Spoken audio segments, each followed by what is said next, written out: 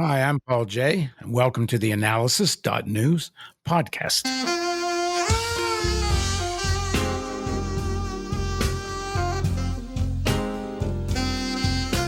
If the movement in the streets is going to be a mass movement with sustainability and power to bring about transformative change, the working class, particularly the unionized working class, which includes workers of all colors, needs to wake up and fight for progressive politics, including within their own unions.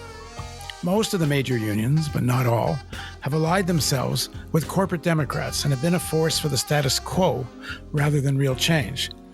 On theAnalysis.news, we're going to pay a lot of attention to the struggles inside the unions to elect a leadership that actually represents the workers and not just feather the nests of an elite stratum of union officials.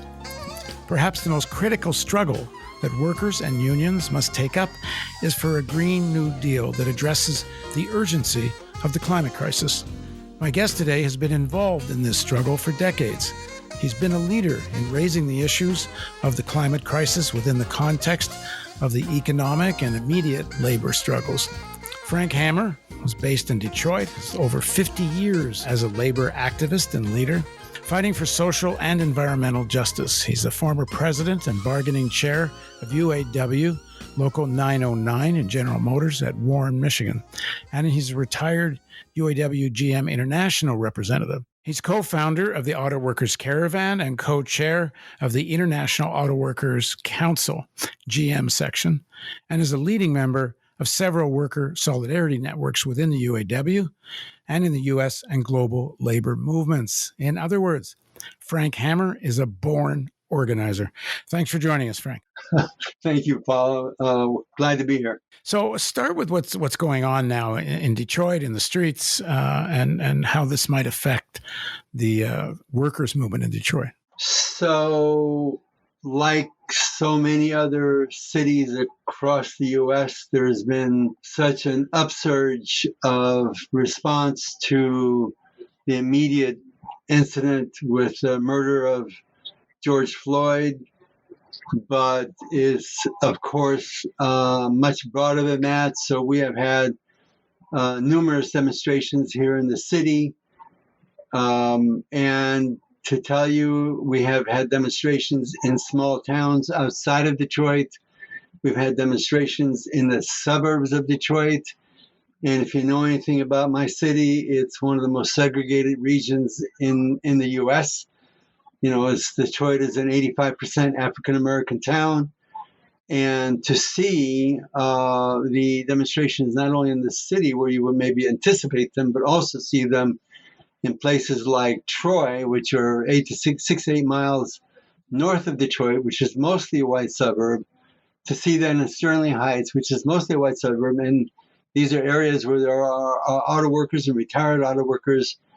I think it's going to have a very powerful impact on the labor movement because it's showing visibly the solidarity that exists that maybe otherwise might not have been anticipated. The thing with the history of the auto workers in Detroit, it certainly changed to some extent after 07, 08, but auto workers used to do really well. I mean, it was not abnormal for auto workers to assume they'd have a couple of cars in the garage. They never had to worry about getting fed. Many of them even owned cottages. They assumed they could afford to send their kids to university. They were really in the privileged, to a large extent, upper stratum of the working class. Now, in 07, 08, a lot of that changed, especially for workers entering the auto industry. I believe they went from a starting wage of $26 an hour or something down to $12 to $14 an hour, which is a drastic drop. In fact, I think it's you that told me once, Frank, that it's for the first time auto workers, newly hired auto workers will be the first auto workers that can't afford to buy a car. But this pandemic is changing it, I would think, even more drastically. Workers who never could imagine they could be poor in poverty without income. This has got to be putting a scare into a lot of people in Detroit that never thought they'd face that. Now, that's not just white workers, I must say, because, there's a lot of black workers that were doing relatively well in the auto industry. But what is the future of that? First of all, it's quite true that in the year before the financial meltdown in Wall Street and the consequent threatened bankruptcy of GM and Chrysler and Ford, that the year before that is when the UAW and the Detroit Three began to implement the cuts that you're describing, including the fact that new workers came in at the half of the wage rate as the seniority workers, and also lost, for example, any right to a pension. They were given instead. They were negotiated 401k plans, and healthcare was reduced, and so and in many different ways.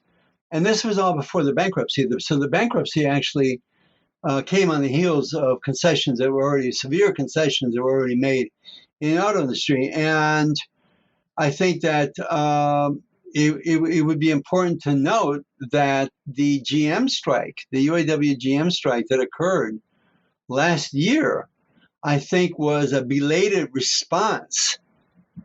And it was a pent-up anger about what had happened to the ranks of auto workers. And without a lot of preparation by the UAW leadership, I would say it was dismal.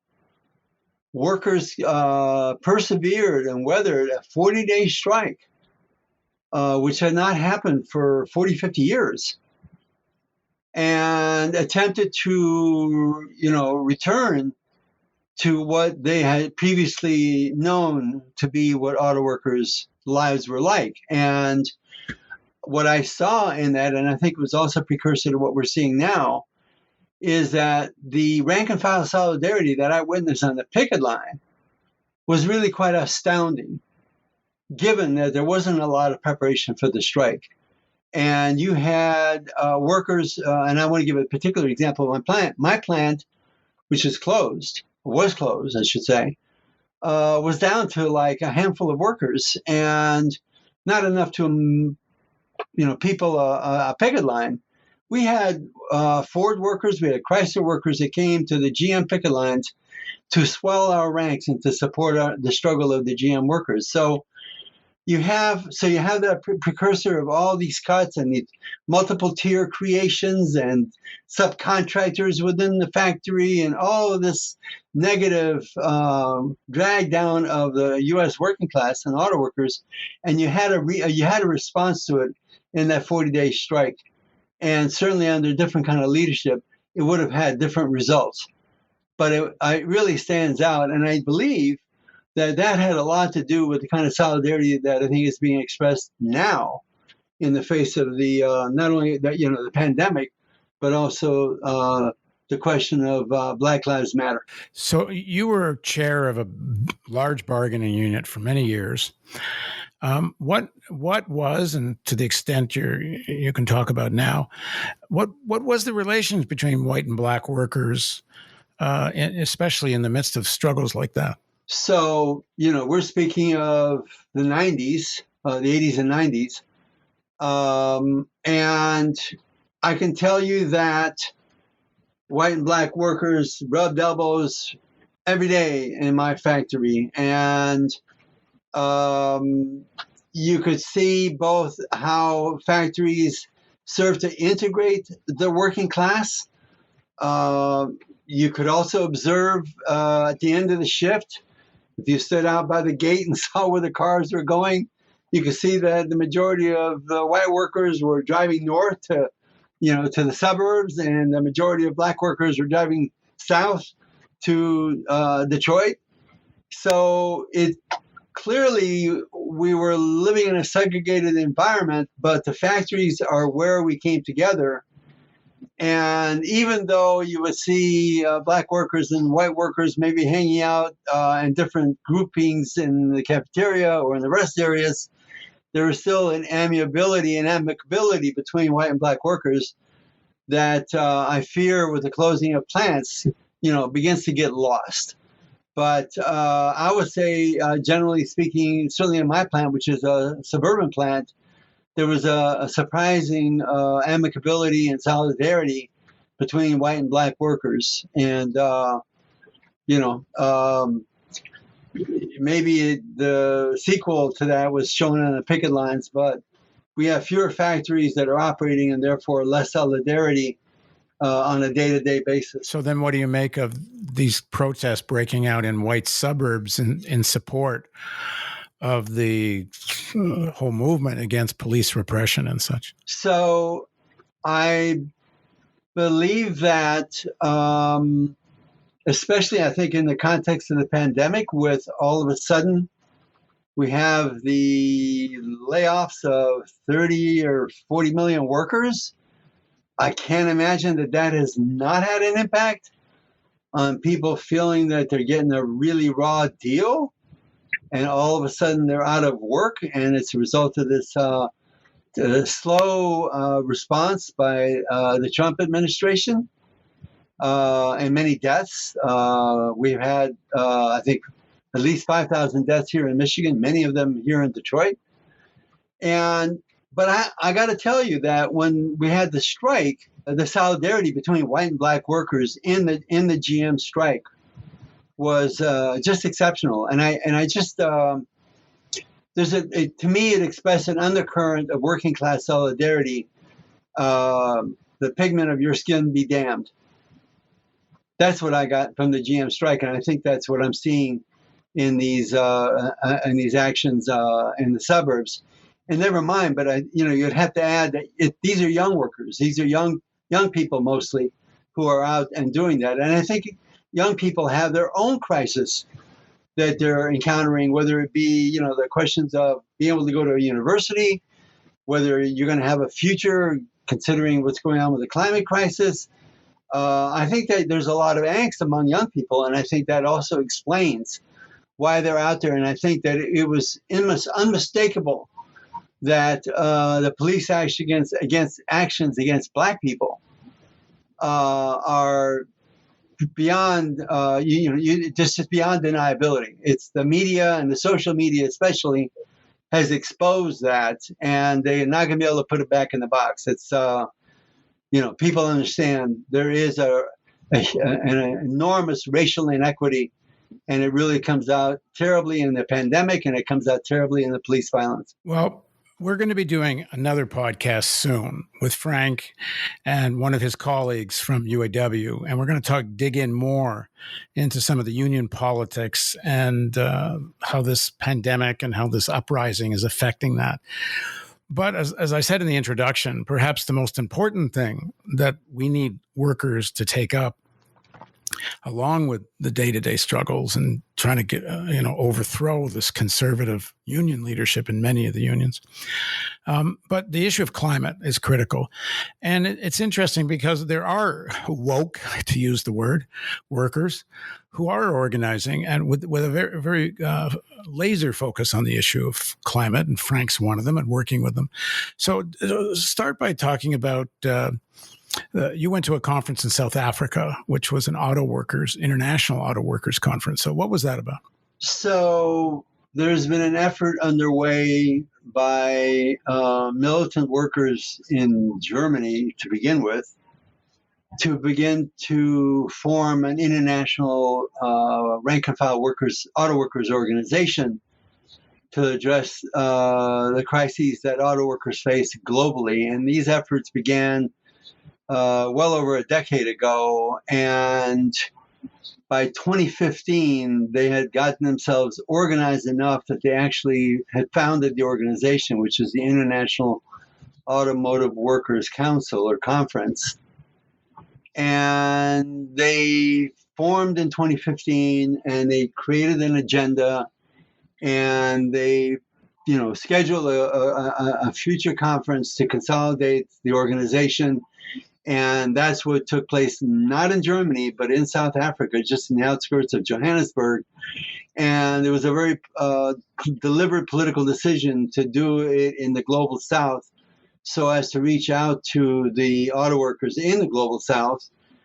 So we had 19 different countries represented, somewhere between 250 and 300 people and actually had 42 delegates representing some of those countries. And over the course of a few days, we deliberated and came up with a document that the overwhelming majority of the workers agreed with, that were represented there. And there are several economic planks, including the call for a global 30 hours work for 40 hours pay movement, which is very pressing in terms of creating employment and workers being compensated for their productivity. But it also zeroed in on the climate and the environmental crisis more generally, saying that the auto workers of the world need to collaborate and support and join with the militant environmental movement for the conversion of the auto industry for renewable energy and a green economy. And it's been some development that's been coming forward in the last, I want to say 6-8 years. And along with this auto workers meeting where they agreed to all this, there was also the formation back in 2014 of something called the Environmental Union. And the Environmental Union is really the organization where they want to see the collaboration between militant environmentalists and the militant auto workers movement. So it was very heartening to see that this was the focus. It is very challenging for auto workers who are confronted with all kinds of struggles regarding plant closures, regarding multi-tier wage structures that are being implemented by the companies and so on, to take their eyes off of those day-to-day life struggles to see that we have an overarching struggle regarding our industry's role in in bringing on what can be described only as a climate catastrophe with carbon, greenhouse gases and carbon emissions. So it was a call that the auto workers bringing back to their own countries and want to promote. And we're saying that auto workers need to understand the environmental movement better. Auto workers need to bring the environmental movement into their ranks, and at the same time, the environmental movement has to step up and support worker struggles. So that was the gist of it.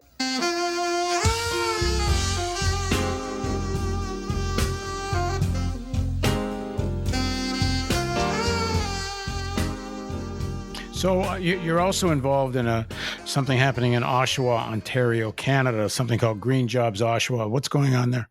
So it's kind of what I would describe it as an implementation of what this conference was promoting. And the implementation in Oshawa is taking place at the GM Oshawa plant, which, along with my plant, was closed in 2019.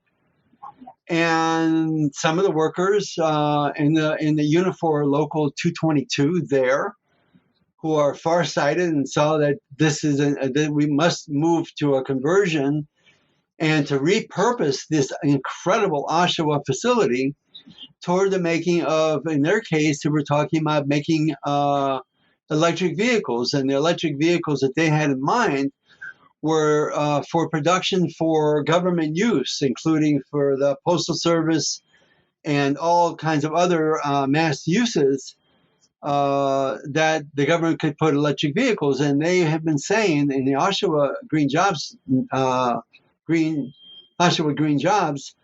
that they want to see the nationalization, the government takeover of the Oshawa facility in order to implement production of battery-driven vehicles. So that movement has been going on for a while now, and they're making some headway, but they're not getting support from the Unifor bureaucracy, which we were referring to earlier. That's the name of what used to be CAW, Canadian Auto Workers, is now called Unifor in Canada. And the Canadian Auto, and they're not getting support. No. Why?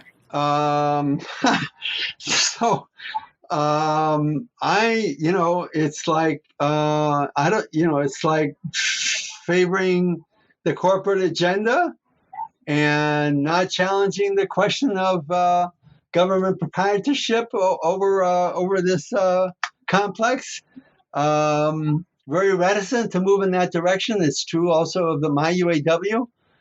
And it's unfathomable because I'm sure you can see some words somewhere about where they are concerned about climate change, but when it really gets to the point of, well, what are we going to do about it? They're reticent to do anything at all. So yeah, the Green Jobs Oshawa is operating on its own, and but now with the advent of the coronavirus and COVID-19, they are now saying let's convert the plant to manufacturing PPE, whether it be masks or the N95 masks and so on. But the whole idea is we've got to put these abandoned factories to some useful social product that we can use in the current crisis. And I just want to tell you that with that going on in Oshawa, that here in the U.S. By public pressure, Trump was sort of forced into doing the same thing in regards to my plant and another GM facility in Kokomo, Indiana, whereby my plant was reopened to produce masks, and we are producing the masks and the N95 masks at my facility, which used to make transmission. But not with public ownership, but under this, Wartime Powers Act or whatever it's called. He was able to order them to do Trump.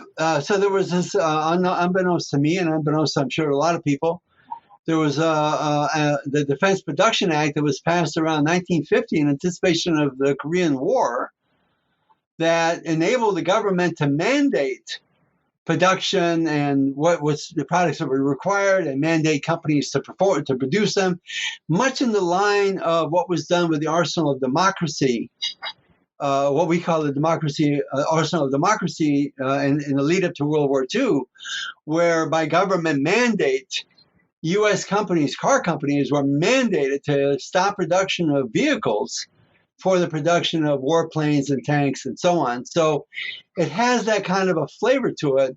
Trump was reticent to use that authority to compel GM to do that. But the reality is that it's happened. And it's a bit of an aspect of, without nationalizing the GM plant, it is a move in that direction that is saying the government can mandate what society needs in production facilities, especially ones that have been abandoned, but ultimately in all of them. The thing is, in Canada, public ownership is not as alien a concept as it seems to be in the United States, although frankly, there's quite a bit of public ownership in the U.S. too that just never gets talked about. For example, there's a lot of hospitals that are state-owned hospitals and so on.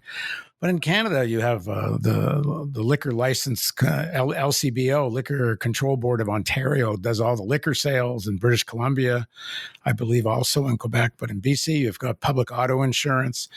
So it's not so crazy for the government to take over something. On the other hand, they don't like the idea, I suppose, of opening the door to having to take over public ownership for the purpose of dealing with climate change, because it's obvious that's the only way you're really going to get it done. The marketplace won't do it. And, here, in the U.S., of course, the leverage has been in the other direction, where this constant privatizing. And yes, we are confronted with the notion that we have to reverse the privatization of public assets and put in public ownership that which is currently private assets.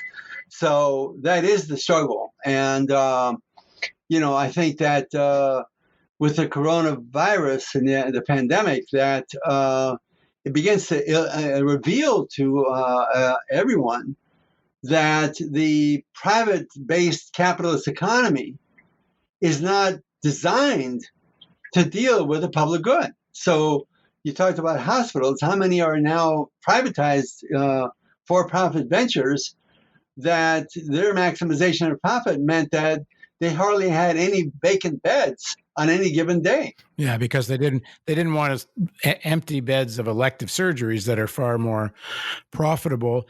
And even the big nonprofit hospitals like Johns Hopkins and others, the fact is they're actually run as if they were for profit. They have the same kind of bottom line to worry about. And the same reluctance to open up beds, where in Canada, at least because the hospitals are publicly owned, there's lots of problems that happen up in Canada as well, where I happen to be right now. But they were able to allocate resources far more rationally and efficiently than happened in the United States. And to come back to the question of climate, so to me, maybe the silver lining, if there is one, to the coronavirus and COVID-19 is that it's kind of a public demonstration of we are not prepared for crises of that nature. And the climate crisis, which of course is sort of evaporated on the U.S. media, because that's the last thing they want to talk about is the climate crisis and the environmental crisis. And it wasn't much there to begin with. Absolutely. But it's, any opportunity they have to erase it from the airwaves, they will do it. And that's because they're in the grips of the fossil fuel industry, primarily, but the capitalists in general, and they do not want to talk about this conversion that we need to do in a short amount of time, in order to address the impending catastrophe that the United Nations has laid out in detail over many years. Yeah, well, if people want to take a look at the article I did on the website, the Analysis website, I did something called 3 financial institutions control more wealth than the GDP of China. This is BlackRock, Vanguard, and State Street, and then other smaller ones. Not only are they essentially the majority owners of the fossil fuel companies, of the media, of the arms industry, like essentially the same banks control everything, really. It's like 90% of the S&P 500. So yeah, the media it's directly in the grips of these financial institutions, who are the same institutions that own the majority of almost every fossil fuel company in the world, with the exception of Total in France and maybe the Saudis, a few of the government ones. So, and by the way, I want to add that one of the arguments in Oshawa, and it's certainly an argument that can be made within our ranks, is that during the bankruptcy bailout, taxpayers in Canada and taxpayers in the U.S. literally bailed out, my company, GM, to the tune of a few billion in Canada, to the tune of 11 billion in the U.S. And we are more than entitled to, win back that which we gave up to save their hides and to move in the direction of conversion. And GM wants to play with it. When they threatened to close the Detroit Hamtramck assembly plant here in Detroit, they actually didn't close it, but they're wanting only to produce these high-end signature electric trucks at a small numbers. And God knows how long it's going to take them to do that in this process of conversion. But they really have to step up their game, and if they're not willing to step up their game, then that is where the role of the government is going to have to play a serious hand, as they did in the lead up to World War II. In the future, Frank's going to help us cover what's happening in the workers' movement. You were telling me before that there's something like 250 strikes going on right now, Frank? What I was referring to is that in the last few months, there have been, to my knowledge, approximately 250 strikes of various kinds, a lot from the frontline workers in protesting the absence of PPEs and equipment and hazardous conditions. And there have also been actions of solidarity, for example, just to give you one example, in Minneapolis, the cops, the police force wanted the bus drivers to drive the municipal bus drivers to drive their buses to the sites of where the demonstrations were being held, so that if there were mass arrests, the police could pack in the arrestees in the buses, and the drivers would take the arrestees to the jails, and the bus drivers refused. So there are actions like that that are taking place in various places around the country. Another example of a different kind of a situation was in Louisiana, where the sanitation workers, and I don't remember whether it was in New Orleans, the sanitation workers were demanding PPE equipment and hazard duty pay, and the municipality or the state refused and fired all those workers and apparently replaced them with labor, prison labor from local jails. So there are these things, there are these struggles that are going around, and apparently they're in the hundreds. All right. Well, Frank, you're going to help us stay on top of this, right? I'd be more than happy to. All right. Thanks very much, Frank. Thank you, Paul. Thanks very much. Great work. And thank you for joining us on the theAnalysis.news podcast.